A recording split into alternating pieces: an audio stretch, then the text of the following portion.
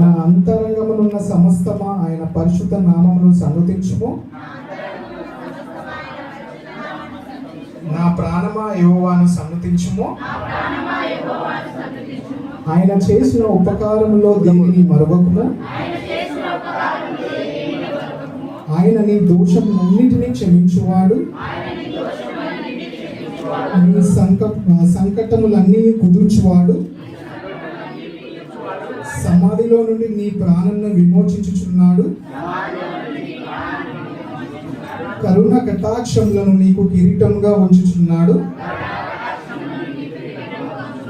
పక్షిరాజు యవ్వనము వలె నీ యవ్వనము క్రొత్త దగుచుంటున్నట్లు మేలుతో నీ హృదయమును తృప్తిపరచుచున్నాడు. హల్లెలూయా. దావీదు తన అంతరాత్మతో ఇలా చెప్తున్నాడు. అంతరాత్మ అంటే తన మనసుతో, ఓ మనసా, ఇలా దేవుడు మనకి చేసినటువంటి ఉపకారమును బట్టి నువ్వు దేవుణ్ణి స్తుతించాలి.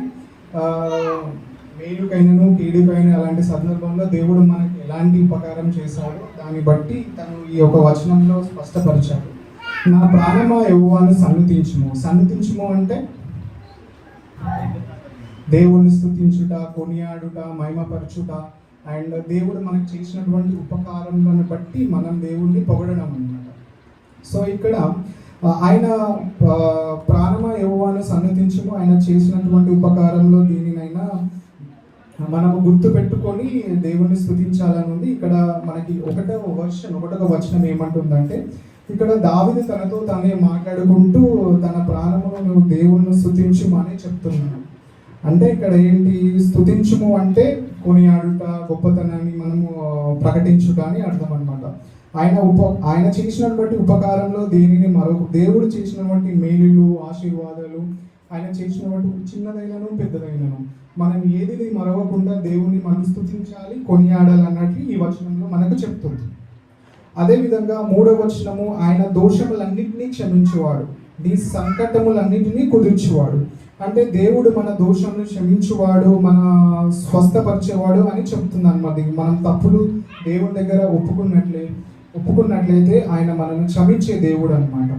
అదేవిధంగా 4వ వచనం, సమాధిలో నీ ప్రాణములను విమోచించుచున్నాడు, కరుణ కటాక్షము నీకు కిరీటముగా ఉంచుచున్నాడు. అంటే దేవుడు మనకు ప్రాణం నుండి నాశనం నుంచి రక్షించాడు. అంతేకాదు తన కృప కనికరంతో మనల్ని కిరీటంలాగా అలంకరించాడు. మనం ఎలాంటి అర్హత లేకపోయినా దేవుడు తన కృపతో మనల్ని ఎప్పుడు కూడా ప్రేమిస్తూ ఉంటాడు. సో అదేవిధంగా పక్షిరాజు యవనం వలె నీ యవనము క్రొత్తదగుచున్నట్లు మేలుతో నీ హృదయమును తృప్తిపరచుచున్నాడు.